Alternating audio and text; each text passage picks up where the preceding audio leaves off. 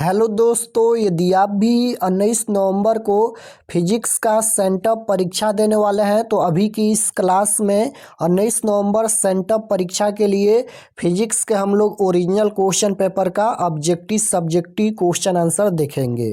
तो आप लोग इस क्लास में अंत तक बने रहिएगा। यहाँ पर देख सकते हो इंटरमीडिएट सेंटअप एग्जामिनेशन 2025, ये 19 नवंबर सेंटअप परीक्षा के लिए फिजिक्स का ओरिजिनल क्वेश्चन पेपर है।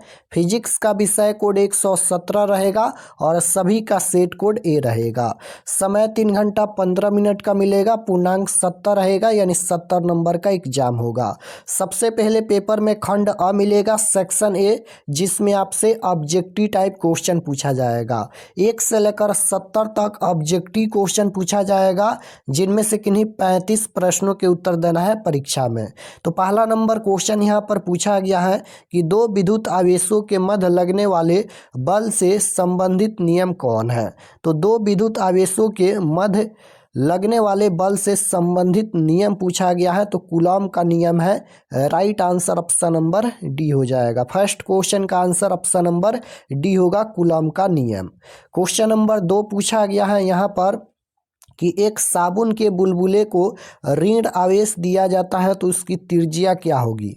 एक साबुन के बुलबुले को ऋण आवेश दिया जाता है तो उसकी त्रिज्या पूछा गया है, तो बढ़ जाती है। Right answer option number B हो जाएगा। क्वेश्चन नंबर 3 पूछा गया है कि एक कूलम आवेश में इलेक्ट्रॉनों की संख्या होगी। तो एक कूलम आवेश में इलेक्ट्रॉनों की संख्या कितनी होती है, तो याद रखिएगा 6.25 × 10⁸। Right answer option number B हो जाएगा। क्वेश्चन नंबर 4 पूछा गया है यहाँ पर कि दो आवेश वायु में एक दूसरे से डी दूरी पर रखे हैं, इनके बीच लगने वाला बल F है। यदि उन्हें दो पारावैद्युतांक वाले द्रव में डुबा दिया जाए, सभी स्थितियां समान रहे, तो अब उनके बीच लगने वाला बल क्या होगा। तो 4 नंबर क्वेश्चन का राइट आंसर F/2 हो जाएगा, option number A right answer. Question number 5 पूछा गया है यहाँ पर, ये क्वेश्चन नंबर 5 है, दो समान आवेश क्यों परस्पर कुछ दूरी पर रखे हैं, इनके मिलाने वाली रेखा के केंद्र पर क्यों आवेश रखा गया है, तीनों आवेशों का निकाय संतुलन में होगा यदि क्यू का मान हो। तो राइट आंसर क्वेश्चन नंबर 5 का बी हो जाएगा, -q/4 इसका राइट आंसर होगा। क्वेश्चन नंबर 6 पूछा गया है यहाँ पर कि ऋण वैद्युत बिंदु आवेश के चारों ओर बल रेखाएं होती हैं। ऋण वैद्युत बिंदु आवेश के चारों ओर बल रेखाएं होती हैं, तो right answer option number C हो जाएगा, त्रिज्य ऊपर की ओर। Option number C right answer. Question number 7 पूछा गया है यहाँ पर कि समान त्रिज्या के पारे के 8 बूंदों पर समान आवेश हैं, इन्हें मिलाकर एक बड़ी बूंद बनाई गई है, तो प्रत्येक छोटी बूंद की तुलना में बड़ी बूंद की धारिता क्या होगी। तो राइट आंसर सी हो जाएगा, 2 गुनी होगी। Option number C right answer. Question number 8 यहाँ पर देखिए पूछा गया है, निम्न चित्र में ए तथा बी के बीच धारिता होगी। धारिता पूछा गया है, तो इसका राइट आंसर हो जाएगा 2 माइक्रोफैराड।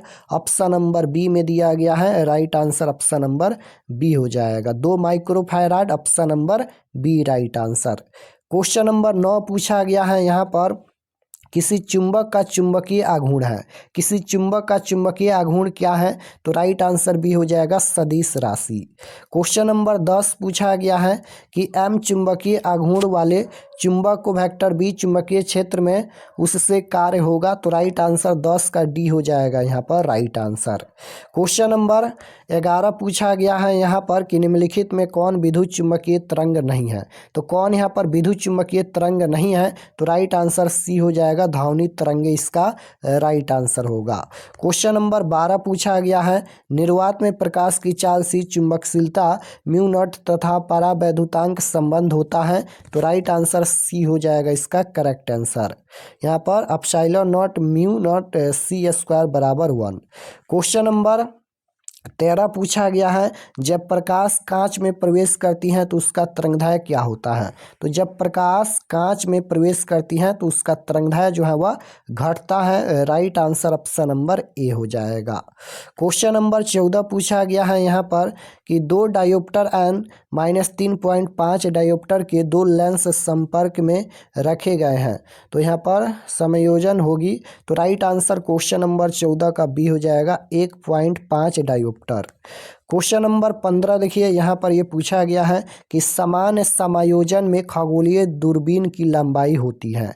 तो समान समायोजन में खगोलीय दूरबीन की लंबाई होती है। Right answer option number D हो जाएगा FE0 + FE। क्वेश्चन नंबर 16 पूछा गया है, विभिन्न तलों में कार्निया की त्रिज्या से जो दृष्टि दोष होता है उसे क्या कहते हैं? तो राइट आंसर हो जाएगा अबिंदुकता। Option number C right answer होगा। 17 नंबर क्वेश्चन है कि तरंगदैर्घ्य के बढ़ने के साथ अपवर्तनांक का मान, तो राइट आंसर बी हो जाएगा घटता है। क्वेश्चन नंबर 18 पूछा गया है कि इंद्रधनुष का निर्माण किस कारण से होता है? तो इंद्रधनुष का निर्माण किस कारण से होता है? तो वर्ण विक्षेपण से। Right answer option number C हो जाएगा।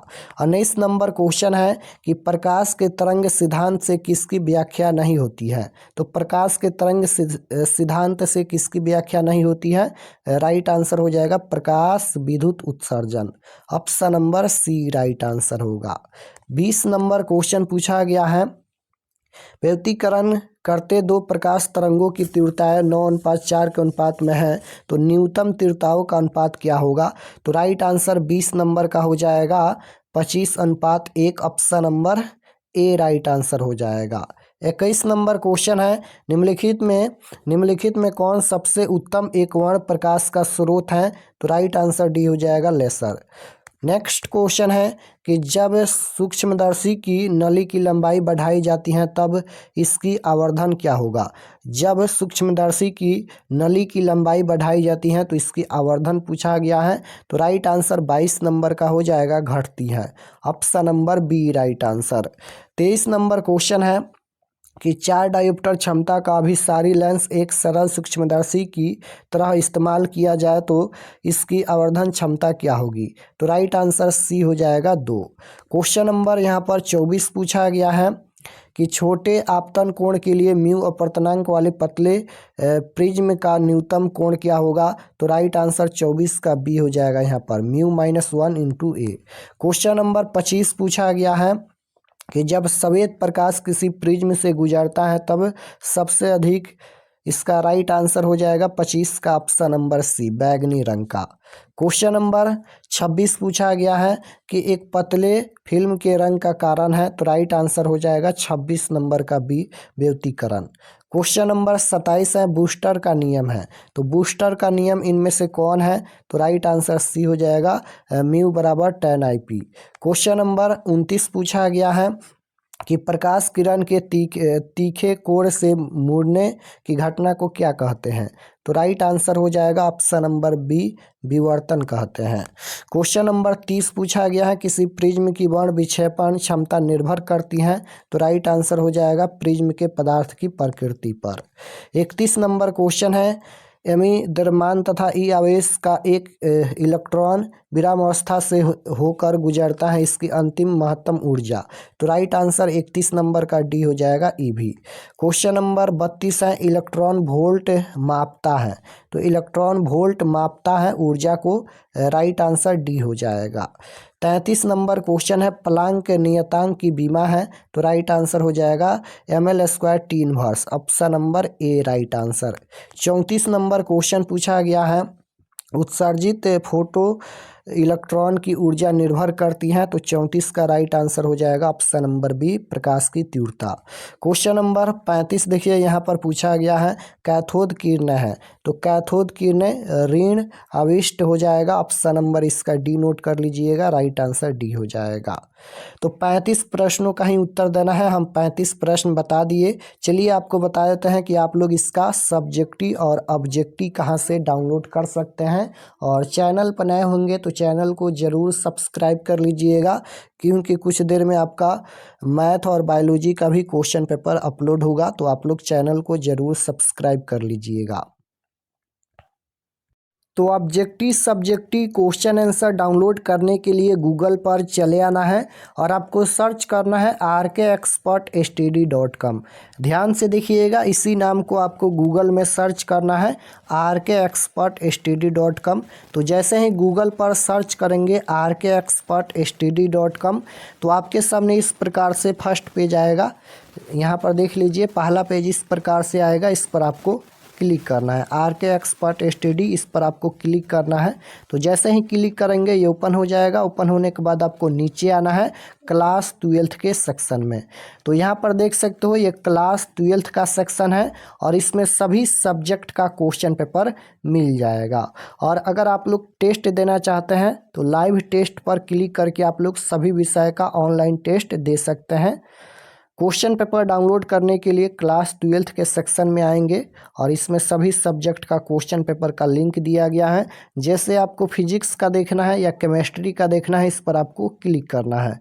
जैसे फिजिक्स का देखना है तो इस पर क्लिक कीजिए, केमिस्ट्री का देखना है तो इस पर क्लिक कीजिए। क्लिक करने के बाद ये ओपन हो जाएगा। नीचे आएंगे तो यहाँ पर देखिएगा ये फिजिक्स का पेज खुला है, एग्जाम डेट 19 तारीख को होने वाला है। नीचे आएंगे तो ये रूटीन भी दिया गया है, आप लोग इसे पढ़ लीजिएगा। और ये सभी परीक्षा से संबंधित महत्वपूर्ण जानकारी लिखा गया है, आप लोग इसे एक बार जरूर पढ़ लीजिएगा। नीचे आएंगे तो class 12th physics objective answer की, इसमें ऑब्जेक्टिव का आंसर अपडेट कर दिया जाएगा। तो ऑब्जेक्टिव क्वेश्चन का आंसर यहाँ से देख सकते हैं। और नीचे आएंगे तो डाउनलोड सब्जेक्टिव, डाउनलोड पर क्लिक करके आप लोग सब्जेक्टिव क्वेश्चन PDF में डाउनलोड कर सकते हैं। और एक और डाउनलोड का ऑप्शन मिलेगा जहां से आप लोग क्वेश्चन पेपर भी डाउनलोड कर सकते हैं। तो यहां से आकर आप लोग सभी विषय का क्वेश्चन पेपर सेंटअप परीक्षा के लिए डाउनलोड कर सकते हैं और सभी विषय का यहां पर ऑनलाइन टेस्ट भी दे सकते हैं।